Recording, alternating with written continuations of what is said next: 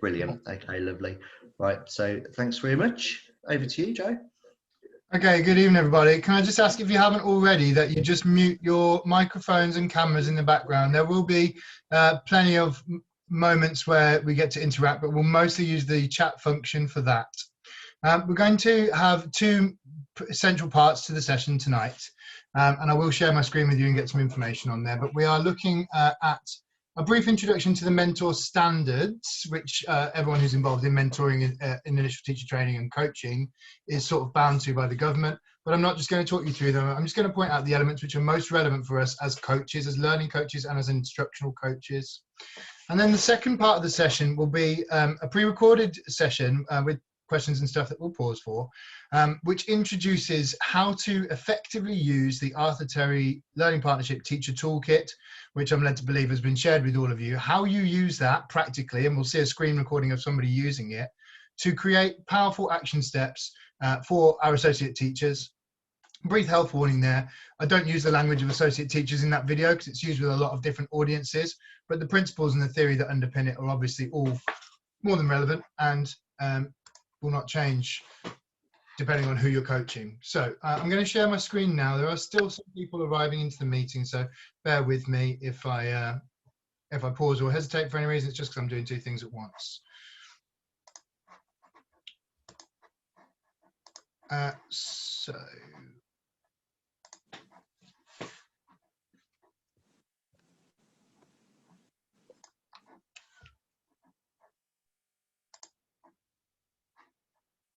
should see on screen now.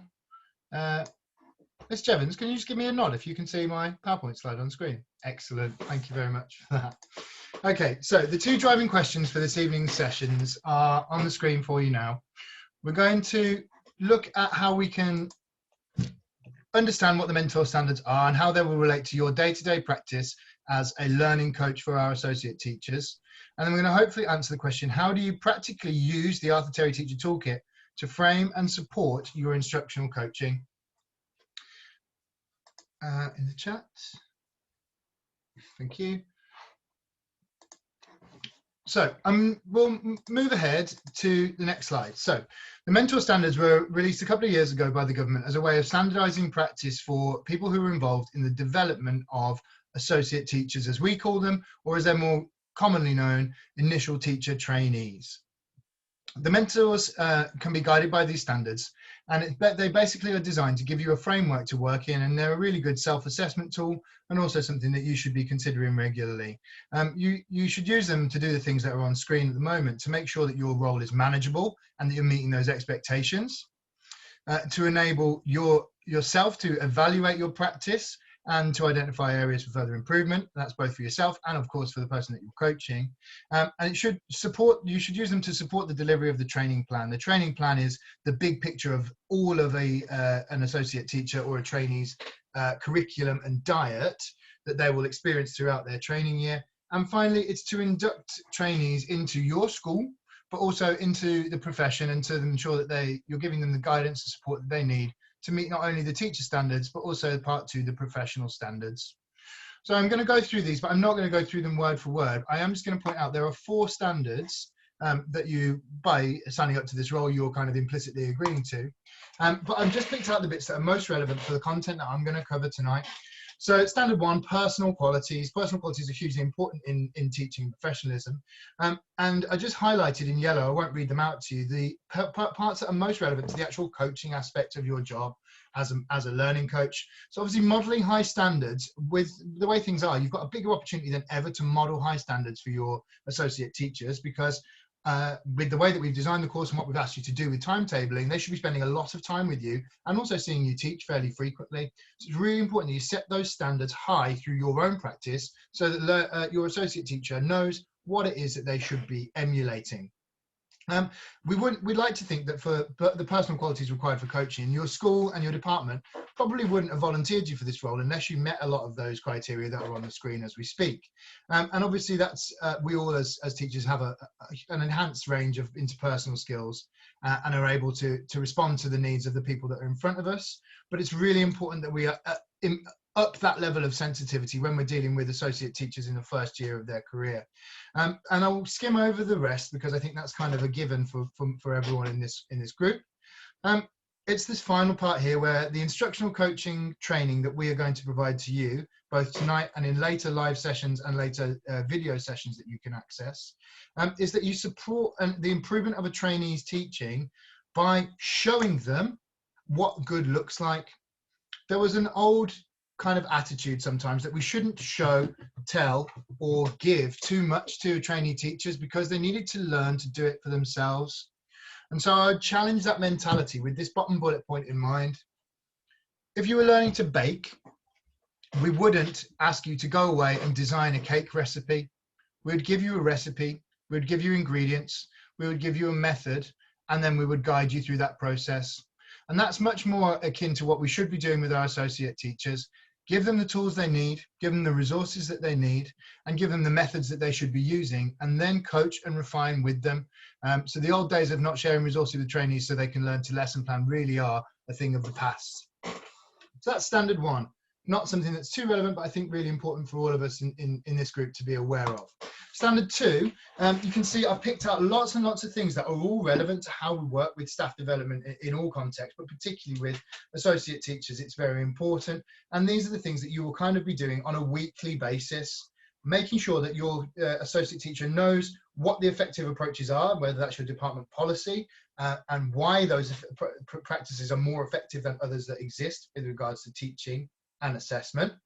It's also your job to give timely feedback on lesson observations. Timely, or it doesn't always have to mean immediately, but just like with students, we would want to give them feedback at the point of learning. It's really important that we provide that feedback to associate teachers while their experience of delivering learning is still fresh in their minds. We also sort of expect you to have really high standards of subject and pedagogical knowledge that you will have gained through your own experiences and training, of course. But where you don't have subject and pedagogical knowledge that you think is relevant, I think the middle bullet point there, brokering opportunities to observe best practice, is something that is underutilized and has a high potential impact on associate teachers. So by broker, it literally means not organizing by finding the time in the timetable, but helping them to communicate with other teachers and experts in your departments, in your teams, who you think are going to add value and deliver inputs that will improve the practice of your trainee teacher. And so where you don't have, we're not all experts in all areas, right? So if you can't show them what a good one looks like for whatever reason, you're more than likely to have someone in your team who does. Don't be afraid to broker that opportunity for your AT to go and see what they need to see in someone else's classroom as well as in your own. But the really powerful things that instructional coaching and the approach to coaching we're going to be asking you to use is those bottom two bullet points. Coaching is a reflective analytical process when we're talking about teachers, and your ability to ask the right questions, to prompt, probe, follow up, and listen to your associate teacher is the strongest, most evidence-based way of encouraging them to evaluate and improve their teaching. And so I'm just trying to point out here how the process of instructional coaching, effective instructional coaching, means you will automatically meet these standards. And finally, the way that you deliver input is always evidence-based and it's research-based. So that doesn't always have to mean you've read a new book or you found a new blog online, but quite often it means that you've got a I'm just going to answer that question in the chat in a second, if that's okay. And you can also use evidence from the classroom. So marking, student outcomes, talking about previous exemplar answers that you've written, why they were better than maybe what has been produced, those kind of ideas. Emily Nelson, thank you for the question. They can only observe a minimal number of teachers due to the virus, absolutely.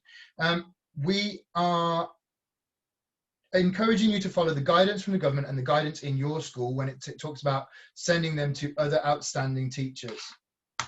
That means a common sense approach, right? If you think within your school's guidance that people are doing lesson drop-ins, teaching assistants are sitting in lessons, and they're taking the right precautions, i.e. if they can't keep their 2 meter distance, they've got a mask on, then I think it's really valuable. It might be something that happens a little bit later down the line, and we just don't know how restrictions are going to change moving forward. But yes, Emily, thank you for the question about whether we can send them into other lessons. I would say sparingly, and when you think it's going to be the most impactful way of improving their practice. But yes, it's something that within the guidance and policies of your school, you should be able to do. So we're going to move on to standard 3, which is about professionalism. I'm not going to spend very long on this, but we are not just coaching our associate teachers to be effective subject pedagogues. We are inducting them into the profession. We're ensuring that they meet the high standards of professionalism that teachers are bound to in all areas of our lives, really. And so sometimes you might find that your coaching discussion takes a different direction than just solely focused on classroom practice, or it might be the interesting case study that your coaching around classroom practice actually leads you into discussions of relevant legislation and professional behaviours like managing time effectively. So if there's a reason why your AT has turned up to their lesson and their lesson is not fully prepared or prepared to the extent that you would want it to be, then that coaching conversation needs to be equally about the pedagogy that they're using and about how they're preparing. Likewise, if they're not meeting the needs of a student in their class who has special educational needs or a disability, then there is really robust legislation that they need to ensure they are following and that they're meeting the requirements of. So it will be a powerful way to improve their behaviours all round. And I encourage you to think about the process of coaching associate teachers as a holistic one, not simply that you're their coach in Spanish and you're just going to worry about their Spanish, but coaching the whole person, just like we would teach the whole child. So standard 4, and perhaps the most powerful one for you guys, is that it's to continue to develop your professional knowledge, understanding, and develop good, positive working relationships. So there's only 2 bullet points here. Work with other mentors and partners to moderate judgments. That will happen automatically because of the way we structure our assessment frameworks on the course, but we encourage you to maximize what you take away from any partnered work, whether it's with us at Arthur Terry or other people who are mentoring as part of the course, or even other people within your schools who are mentoring associate teachers as well. Reflect on what you do. Is your coaching having the impact that it wants to? And if not, perhaps why not? And continuing to develop your own mentoring practice and subject and pedagogical expertise.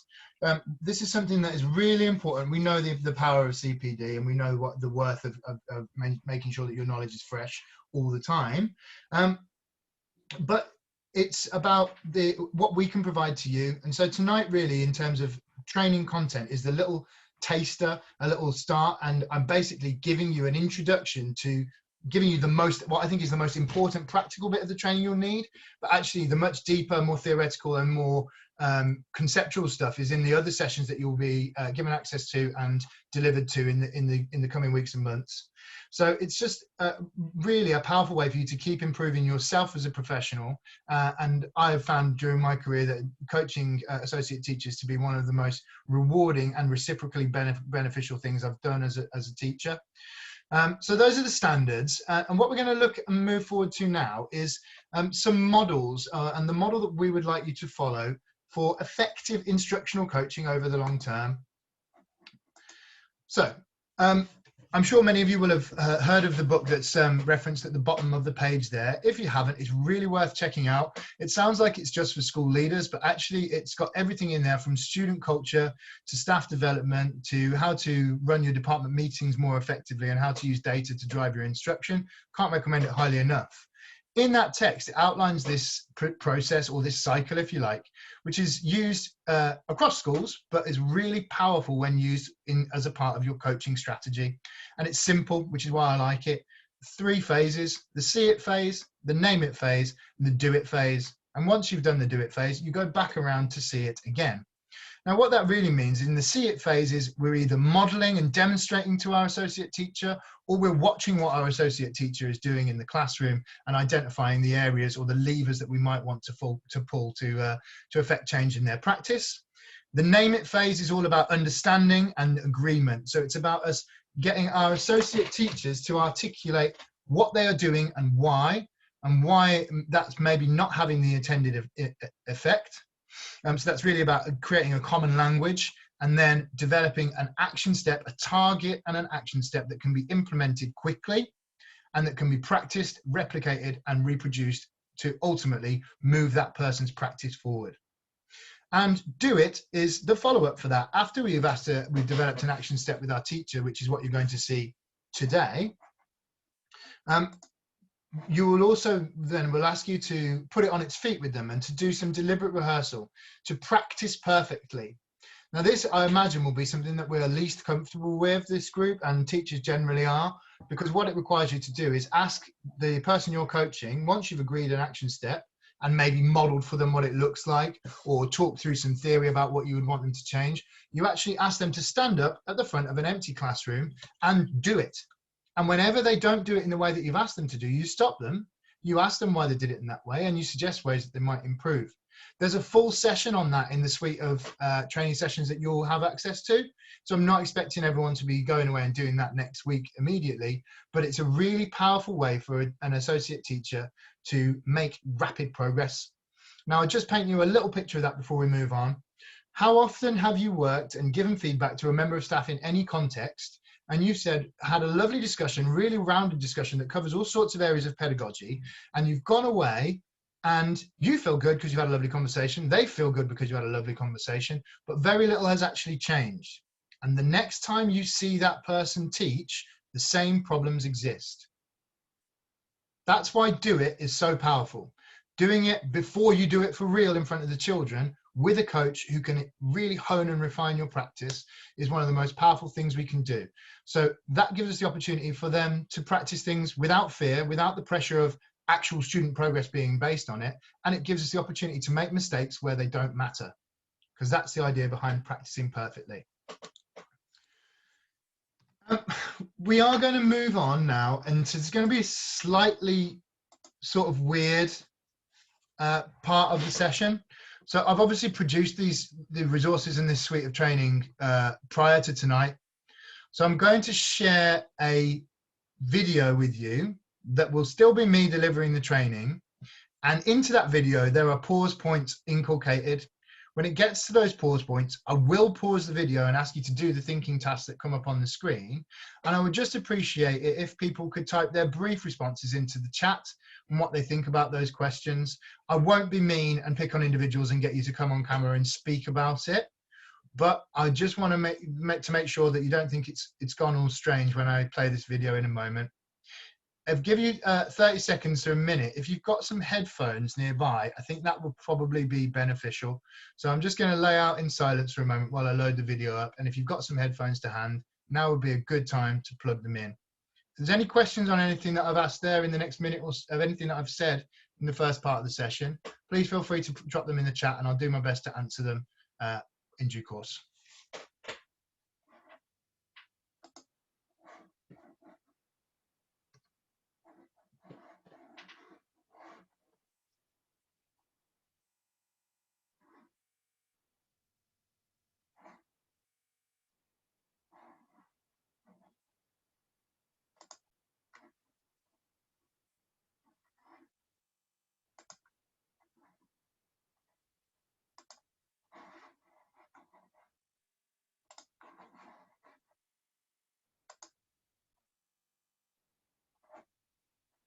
Okay, I'm judging by the complete absence of questions in the chat that everyone's okay with the standards. We're going to drop in and I'm going to explain a little bit more about See It, Name It, Do It, but then the bulk of this session is looking at the Arthur Terry Learning Partnership Teacher Toolkit, how it works, and then how you make that personalized. So I'm going to press play. So you'll remember from earlier sessions that we're working through the See It, Name It, Do It process of instructional coaching and staff development as laid out in Leverage Leadership 2.0.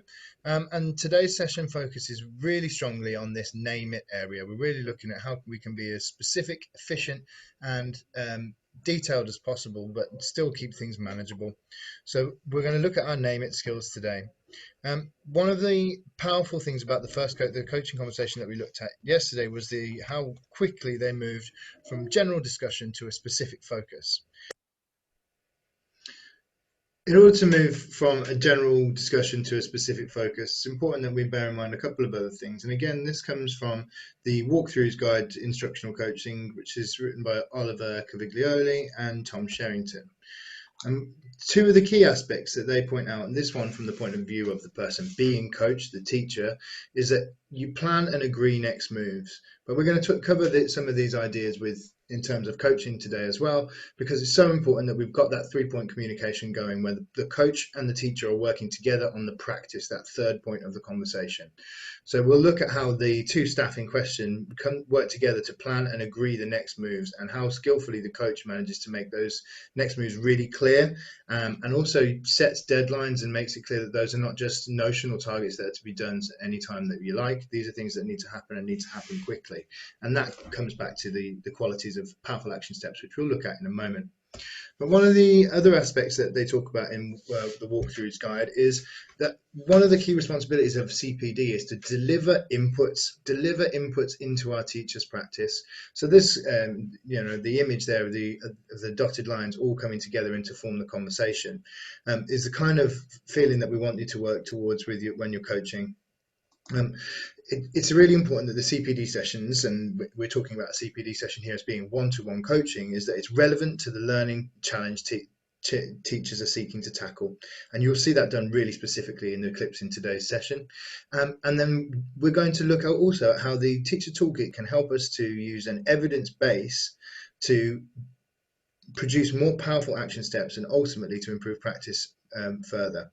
So we will also see in the later part of the session how they agree the next steps. And in the next session that's coming up in a separate video, we'll look at the bottom 2 bullet points there, how modeling of strategies and practicing those strategies without a class in front of you, just with you, your coach and your teacher in the room together, can be one of the most powerful ways of improving practice and continuing professional development for all of our staff.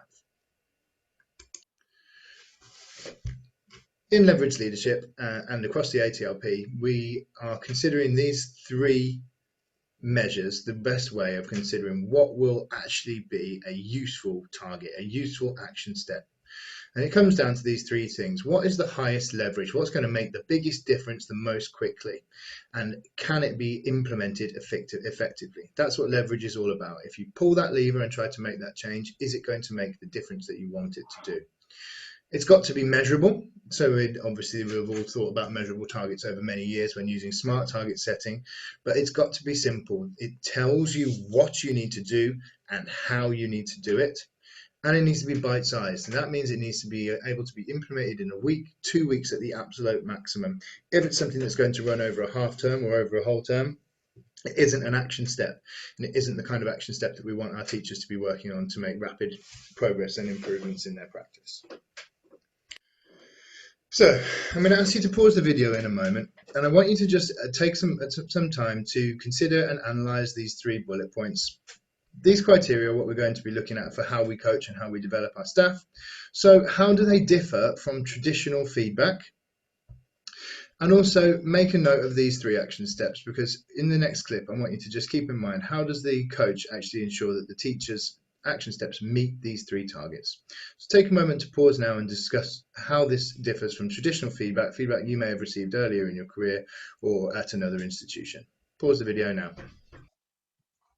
Okay, folks, if you want to have a minute or 2 to think and start putting some responses into the chat, how does it differ from traditional feedback, and any thoughts about those criteria for powerful action steps?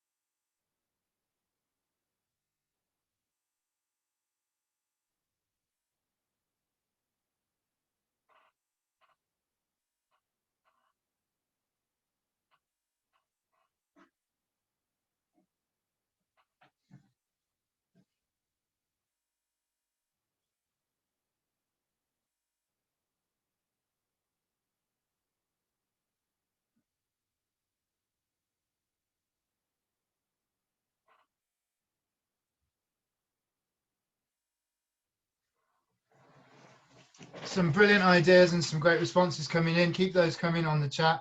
I really like the way that people are noticing that this is about much more specificity, things that are manageable, things that you can achieve and that you can feel that success on a weekly basis. This is really good. And Amber Pope, yeah, really good. Just that one word, they're achievable. Yeah, Rachel, I just want to pick up on what Rachel Dasley has said here. Ideas that these are more specific rather than things like be more creative. And we're all guilty of giving feedback that's both vague and specific. But I think that using these structures and using this process of instructional coaching gives you the opportunity to always check yourself, to always check, am I being as specific and measurable as I want to be? Was that actually useful feedback? Did that tell me, as someone else mentioned in the chat, did that tell me how to improve, not just that I needed to improve? So some really good thoughts there, guys. Specific task for a specific class, that's important as well. The coaching needs to be based in context. And also, I can't remember whose name it was because there's a lot going on in the chat at the moment, but we've got this idea that you can make this something that can be implemented within a week. And yeah, thank you, Victoria Wilkins has clearly read a little bit of Secret Squirrel Club or is into her cycling. It is about the aggregation of marginal gains. It's about not trying to fix and teach your associate teacher everything you know about teaching and learning in 1 minute or in one coaching session. It's about, right, where's the 1 to 10% improvement that's going to make the difference this week? And if you gather those marginal gains over a whole year, then you're going to have basically more effective teachers at the other end of it. Okay, builds confidence through clearing. Yeah, and I think that's something that's underrated, Laura. Thank you for that final response before we move on. Building the confidence of the teacher. This will enable you to do that. You can be confident that what you're doing is based in evidence and is going to be effective. You can also be confident that they will understand what you want them to change because you'll have done this process of naming specifically what it is you want to change. And because you're going to then demonstrate and put it on its feet with them, then you're going to have an idea that if they don't do it, you can hold them to account because, well, you did it with me in the classroom when there were no kids there. Why did you do it differently on the day? So a really powerful way of thinking about it. But thanks for those responses and thanks for your engagement there, guys. I'm going to move on to the next phase where I probably will go through a few answers there as well.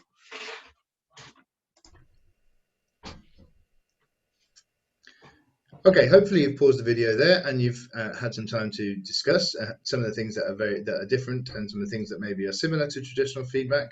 In the next part of the video, we're going to see the coach working through with the teacher in question, just exactly how to use the teacher toolkit and how to then develop your use of the initial front page of the teacher toolkit and look at the detail behind those headlines. Okay, so what we're going to do is we're going to use the toolkit and we're going to try and drill down into the toolkit to identify some key action points and some key next steps that are going to help improve your practice. So learning in the classroom, I'm really pleased with. The students are really engaged and participating throughout. They do take pride in their work, and questioning I thought was good in the lesson. Yeah, I'd agree. Pace and sequencing of the lesson I thought was fine, and subject knowledge modelled and explained. The students knew what they were doing. It was just the application and understanding of the technique probably more than anything. So I would probably say that it's probably into number 5, into cognitive thinking strategies. Okay, so which because I agree with you. I think that there's probably something here we can look at using to support. Mm-hmm. So just looking at that, I'm just conscious that the IWU, the concept of it is obviously breaking it down into more manageable chunks, which I think is something that is clearly working. Yeah, you did do. It's already broken down into chunks. That stage of it, I think I'm happy with. And the thinking aloud was something that I did throughout in terms of like guiding their practice. But then did you make it very explicit when you thought aloud? Did you make it explicit about those higher level skills that the examiner would want to see? Perhaps I didn't draw attention to them enough. So when we were co-constructing the answers together, perhaps I just need to, maybe question them a little bit more and draw attention to where is it in that answer is the development of the point, so that they could then access those higher levels and perhaps more marks in the exam question. Mm-hmm. But still keep going down the rest. See if there's anything that perhaps is the biggest lever, is the thing that's going to make the biggest difference to your practice.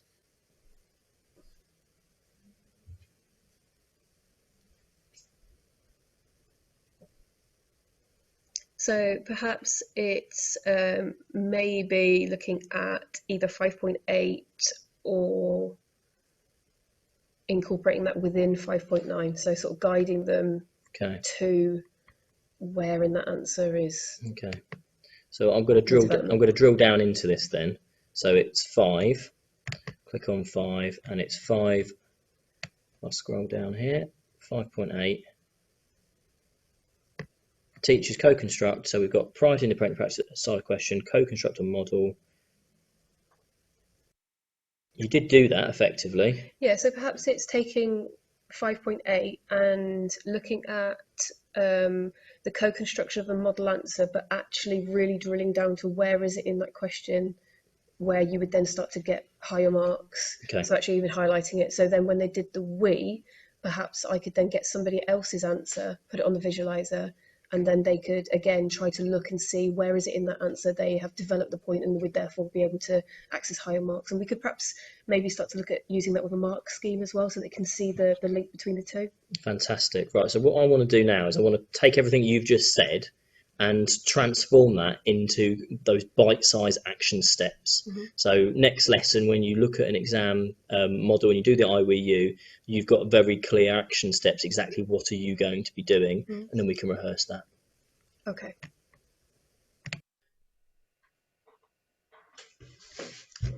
So hopefully you watched the video there and you could see some of the videos. I'm going to ask you to pause now and discuss in your groups, or just if you're working alone, just to make some notes about different examples you could see of the coach steering the teacher through the toolkit. How did the coach's interventions and prompts help the teacher to identify a development goal? How did they help them to identify the right specific development goal? And also just look out for what verbal cues you notice the coach using. Cast your mind back to earlier sessions where we've seen some of the different ways that coaches can kind of prompt deeper thought from their coachee. Pause the video now. Okay, folks, have a go. Think about those questions that are on the right-hand side in relation to these criteria, and just for whatever you thought was effective coaching. And let's get some responses in the chat, and we'll keep it moving.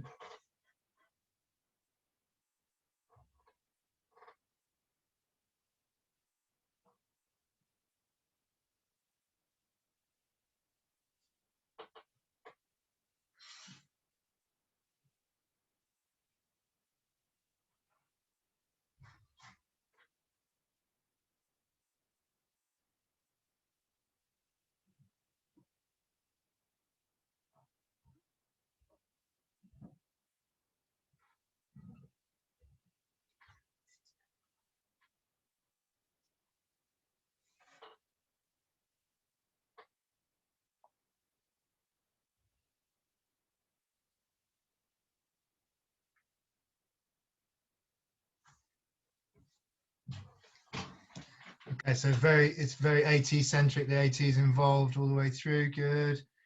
Coaching, encouraging, guiding. Good. Open-ended, targeted question. Yeah. A lot of what people are saying in the chat at the moment, guys, these are things that would reflect a coaching approach, drawing it from the person who's trying to develop, rather than a mentoring approach, trying to tell them what they should do.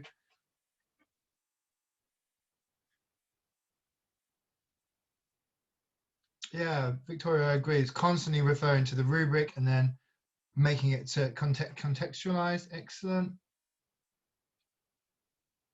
Yeah, Catherine's picked up. It's all about drilling down and getting more and more specific in the actions that you look for. Excellent. Okay, I'm pretty happy. Keep those responses coming in the chat. I'm just going to keep moving on with this because I'm just conscious that we've got only 20 minutes left to go, and I want to make sure that we get through all the content. Yeah, thank you, Mr. Sanga. Yeah, are they effective questioning? Not really complex questions, just really well-timed, well-chosen question prompts to just make that person reconsider what it is that they're saying. Okay, on the next part of the session, it's just going to go through some of the answers that I picked up, and you see how that resonates with what you guys have already been saying, which is spot on, really. Okay, hopefully you've noticed a lot of the different positive impacts that the coach is having on the teacher that he's working with here. But these are just some of the things that I picked out when I was analysing and creating the video. So you can see active listening in the first part of that video where they're working through the front page of the toolkit. There's a lot of active listening going on. You can hear mostly the person being coach speaking, and the coach then picks up on the things that the teacher says, oh, I was happy with that. I thought that was okay. And says, yeah, I was happy with that too. That's good. And that's creating that positive coaching relationship. It's creating a climate where the person's ready to take on board more constructive feedback, because they're not feeling like every part of their practice is being scrutinized. They're just working together through that 3-point communication, and then that enables the next step down, which is as soon as the teacher identifies the area that the coach is sort of thinking that they need to develop in, they capitalize really quickly and say, okay, good, there's something here that we can work on. And it's constantly driving towards more and more deeper specificity in the way that the action steps are thought about first and foremost by the teacher, and later in the way that they're constructed. And you can see that that is part of a clear, focused intent, not necessarily questioning with an answer in mind, but with a clear intent to work with this teacher to make sure that this teacher goes away from the coaching conversation and the coaching program as a whole with some actual targets that they can use. And that's not rushing through or interrupting, it's efficient. So when you hear the things that are right and you're able to agree, that's when we're starting to be able to add new inputs to our teachers. And I would just draw your attention back to the image on the left-hand side of the screen at the moment, which is again from the Caviglioli and Sherrington book. You can see how the toolkit is a massive opportunity for us to add inputs constantly, deliver new inputs of research-based strategies and work from current educators into our teachers' practice and ultimately into the classroom in our school. So we need to make sure that we really utilize that tool as much as we can, and that means that we can know that what's happening through our coaching program is based in evidence, research, and detailed experience, and we won't hopefully end up with what can be a risk sometimes with more traditional grow coaching, which is where everyone has a lovely conversation but nobody goes away with any actions. This approach to coaching is much more focused and much more specific. And if anyone did have a go at the bonus activities, you can hear that the coach is really trying to make sure that this remains focused and using the word drill down a couple of times, uses the word bite-sized because the teacher naturally wants to become more discursive, more broad in what they're talking about, but actually keeping them on track and saying, no, it needs to be more bite-sized, it needs to be something we can achieve quite quickly. And then towards the end of the conversation, setting the time frame, establishing the time frame of how quickly this target needs to be implemented. This is what I'm going to want to see in your lessons next week. So it's not putting pressure on, but it does give a clear deadline in which the teacher knows they have to work. While we're watching this short clip, I want you to focus on the questions on the right-hand side of the screen. How does the conversation consolidate the discussion from the previous clip where we were interrogating the toolkit? Why is the coach asking the teacher to write the next steps in their own language, or language they can understand? And how do both parties ensure that the action steps remain manageable? Consider those questions whilst you're watching the video as it plays next. Okay, so Folks, if you've got headphones to hand, there's a little bit of background noise on this part of the video, so I'd really recommend if you just plug some headphones in or turn your speakers up, whatever you might need to do. But there's some really good content here, and unfortunately the sound isn't of the same quality as other parts of the session, I'm afraid. Okay, so we've now toolkit, and I think we're in agreement about the area that needs to be developed. What we need to do now is put the language of the toolkit and what we've discussed into really quite clear, concrete action steps that you can put into place within your lessons. I don't want to leave this, I want you to try and put it in the words and the language that you understand. So, from your perspective, what would be step one? What's the first thing you need to do? Okay, so I think that from what we've discussed, during the I part of co-constructing the answer, I would clearly show them where the development is within the answer. I'm not actually going to for them to find it. That's fine. That's the first thing. I want you to write down exactly what you just said up into the point where you said about questioning. So I think the first step is all about you showing them, like you said. That's Okay. fab. So if you write that in your own words. Yep. So first part is for me to use the model answer from the teacher to show them exactly where the development is within an answer and why it's important. Yeah. And then step 2, Okay. what would be the next step then of that process? Okay, so step 2 is then within the we part of the answer. I would then perhaps get their examples of their work on a visualizer, and then again get them to tell me where within that answer are the answers going. So reinforcing the point of you need to know your answer to get the high mark. Fantastic. Write that down for me then, in your own words.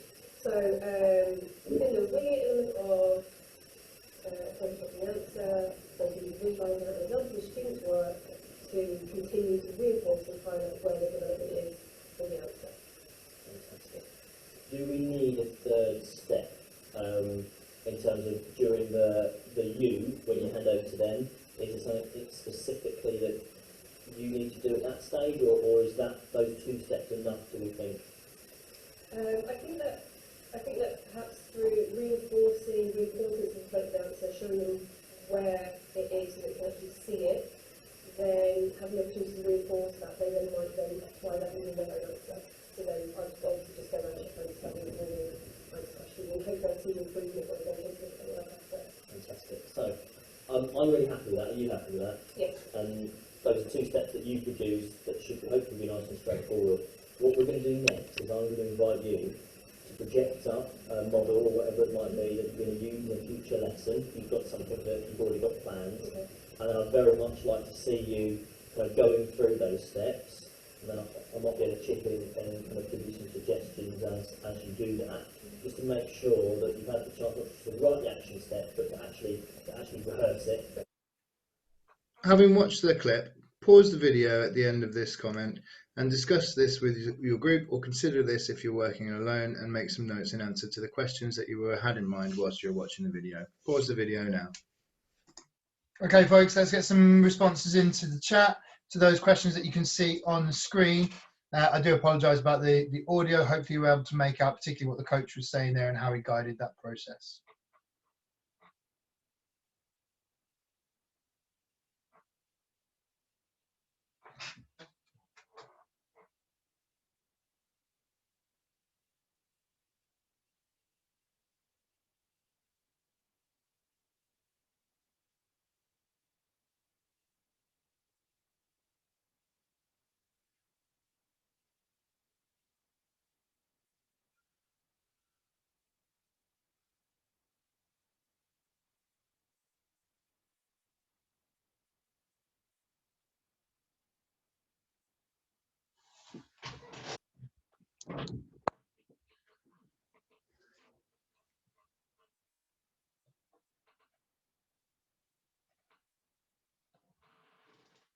Yeah, brilliant. Thanks, Tracy, for pointing out that. Do you need another third one, or is 2 enough?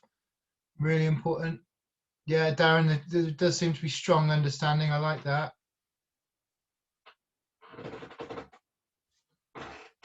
Emily, well spotted on that prompt from the coach. Clear, concrete action steps. Excellent.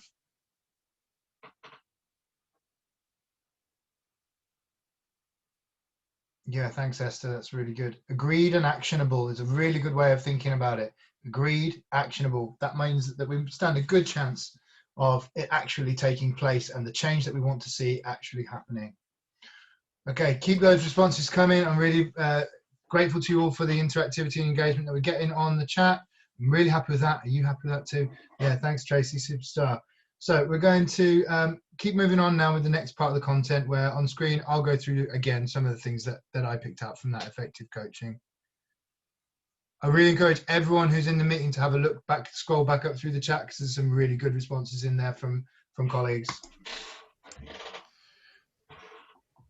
The conversation itself is really efficient and effective, and it's reciprocal, which is a really important quality of instructional coaching. We're thinking back to that image from the Caviglioli book that we've seen a couple of times in this session. There's no clearer way that you can plan and agree next steps than through this kind of reciprocal discussion about exactly what is it that was going to change in the practice of this teacher moving forward. But how does the conversation consolidate the discussion? It develops the same concept and then it lays it back into the personal context of the teacher. So it's then, okay, what's this going to mean for you? The language of the toolkit is excellent, very robust, and it gives us some concrete strategies to use, but what's it going to mean for you? What are you actually going to do? What does it mean and what are you going to do? Thinking back to the criteria for effective target setting and action steps. And then it does a really good job towards the end of re-relating the action step identified in the toolkit to the real world lesson and the actual strategy that we were trying to improve on, the I, we, you co-construction that was talked about a lot. That's what they're trying to do, but then we relate it back to how is this going to make a difference in your geography lessons and what are you going to do differently. The coach asking the teacher to write in the next steps in their own language is an interesting one. It's something we would do a lot with students, but we normally wouldn't worry about that with adults. But just the act of taking this new information and transforming it into something else is an effective cognitive strategy that means it's more likely to stay and resonate in the memory of the teacher moving forward. It also just gives that lovely sense of professional ownership to the teacher, not being dictated to or having a target set for them.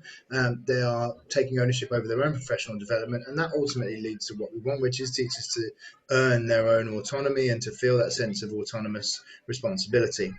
And how do both of those people manage to keep the steps manageable? Because it can become quite big and discursive, and this is something we almost have to fight against when we're doing instructional coaching with teachers. Openness and honesty about what is needed. There's one point where the coach says, do you think we need another one, a bit more detail? And the teacher says, not really, no, I think that's 2 action steps to get to what I want to achieve is probably enough. And if I get those right, I won't need to do a step for the you part of it. They'll just be able to, it will have addressed the difficulty I was experiencing, and so the impact will be better. And that ability to probe, challenge, and not dictate, and then not get defensive when your idea isn't the one that the teacher agrees to, is a really important quality, that humility for coaches. And then the teacher's judgment is trusted. Okay, you know what's best for your kids in your classroom. Let's go with what you're planning. And it's okay to give that kind of trust because you know it's going to be reviewed regularly when coaching sessions are going to be happening regularly. So the final thought on planning and agreeing next moves is that this is what we want our staff to get to. We want staff to feel they're able to take responsibility for their personal development, given the structures, the systems, and the coaching support that we're going to give them. But it all comes to nothing if we don't get really clearly planned and, most importantly, agreed next moves and next steps that are going to be implemented in the classroom, not in 6 months' time, but this week. And that's what this coaching conversation so far has done a really good job of doing. It's live, it feels live, and it feels like it's something that's going to be changing immediately, and that the teacher is bought into changing it immediately. So that's what we're hoping to achieve. Thanks for listening. The next session will be about how we then get our teachers to do it, to put this agreed next step onto its feet and rehearse it. And this is counterintuitive for teachers. So we'll look at how that works, but rehearsing it when there's no children around and doing it, putting it on its feet is really important, so that when we then go to do it live in the classroom and we go around the next coaching cycle, we've already had that opportunity to make the mistakes with no pressure. So look forward to seeing. And I'm going to pause it there because I'm obviously just wrapping up, and that's not really relevant to our context tonight. So we've covered, I feel, quite a large area of ground and content tonight relevant to coaching, but it is really very much the practical information that I thought you were going to need to use the toolkit. As I say, there is a suite of other training materials that you will get access to in due course. That go right back to the very basics of what is active listening and how can we be effective listeners as coaches, works through what see it, name it, do it means in much more basic and comprehensive detail than the very brief outline I've given you this evening. There's also one about 3-point communication and the language of coaching, which is really important because that can be a very a useful tool for us to avoid any potential conflict, confusion, or disagreement, because we're not talking about me delivering feedback to you. You and I together are working on pedagogy and working on this lesson. And the final one, as I described there in the video, is about actually how do you run that deliberate rehearsal with an AT in front of you in the classroom. So I hope that's been of use for you. I'm going to, again, be quiet for a moment and just say if there are any questions about what we've covered tonight or any comments, take a moment to just drop them in the chat, and I'll do my best to answer them or to respond to them in the next few minutes. But I am also very conscious that we're all busy people, and we're a 4 till 5 o'clock meeting. So I'll do everything I can do in the next 7 minutes, but I don't want to keep you any longer than you've agreed to be here. I also wanted to say, if there were a number of people who were in the waiting room during the first couple of minutes of the session, don't worry about it. Hopefully you've kind of got the idea of what we were talking about, and most importantly you've seen that how to use the teacher toolkit to set targets. But I've recorded the whole session this evening, so you will be able to access that later at your leisure if required. Don't ask me how you access the videos just yet. When we know, you'll know. Okay, any questions in the chat box there? And if you don't have any questions and you feel like you're happy to go, people are more than welcome to start leaving the meeting now. But I would like to see if there are any questions or thoughts before we leave.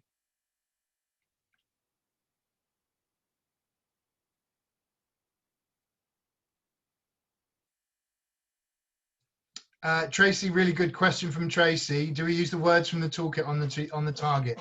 I think you're inevitably going to end up using some of that language, Tracy, but the key part of that conversation was after they interrogated the toolkit, which is generic language, the associate teacher was turning those action steps into their own kind of vernacular. That's what I would want to see recorded on their weekly performance monitoring document, is that's in their own language. Yeah. Thanks, Tracy. It's great to hear that. It's certainly something that has a positive impact whenever I've seen it used in the training and the work that I've done. So, thank you.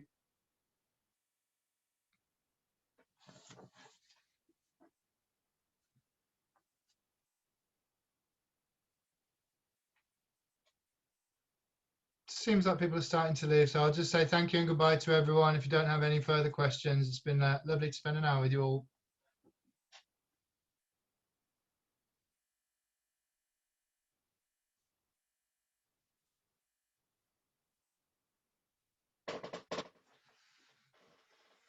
Thanks, SJH.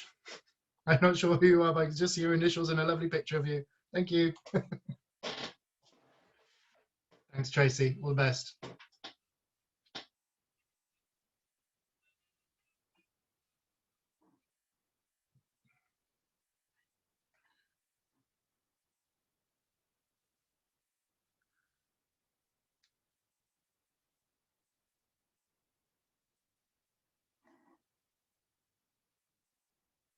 Bye-bye. Thanks, everyone.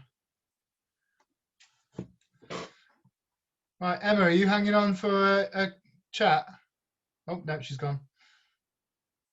Tracy, did you want to say? Both Tracy's got both Tracy's on the line still. I can't hear a word either of you are saying because you're both. Tracy and I are just like messaging each other secretly on the chat because we know each other from like other coaching. Joe, that was amazing. Thank you so much. Like, really helpful, really clear. Okay, so hopefully that really will have helped the learning coaches. Brilliant. The audio, it's just such a shame the audio is not great on that little bit, but could you make it out reasonably enough? I could. Yeah. I've got my headphones on. I think like for the main it's fine. Like only from like picky people will say they can't hear it. So I think that was okay. You know, it's what's going on around you, but I could hear it fine. It's just tuning in, isn't it? Yeah. I think it's actually going to make my job easier because we already use this model. So now I'm just using it in another way. So we use it for reading. And we're going to end up using it for AFL as well. So we're doing different cycles. Cool. We also do leadership leverage for our writing through our know and shows. Really? So I mean, for me, the know and shows are easier. So it'll be actually easier because I'm using the same threads, same principles for everyone. Excellent. I find it with the the department side of it with the data-driven instruction, like Noah shows, and getting teachers to do that.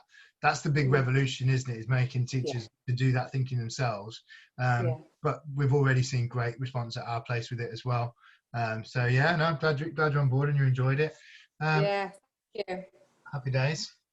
Right, Joe, go and enjoy your evening. I'll see you on Friday morning. And don't forget, I need your profile, lovely man. I'll add it to my list of things. Screenshot it now. I'm gonna like pin you down on Friday. You're not leaving the building till I've got it. God set me a deadline of Thursday for it. I said I'm not doing it on Thursday, mate. I've got many other things to do. No, I will write something. I know that now is the time. It finally has to happen. I just don't like writing about myself. Okay, thanks guys. Have a nice evening. Nice to meet you. Bye. Bye.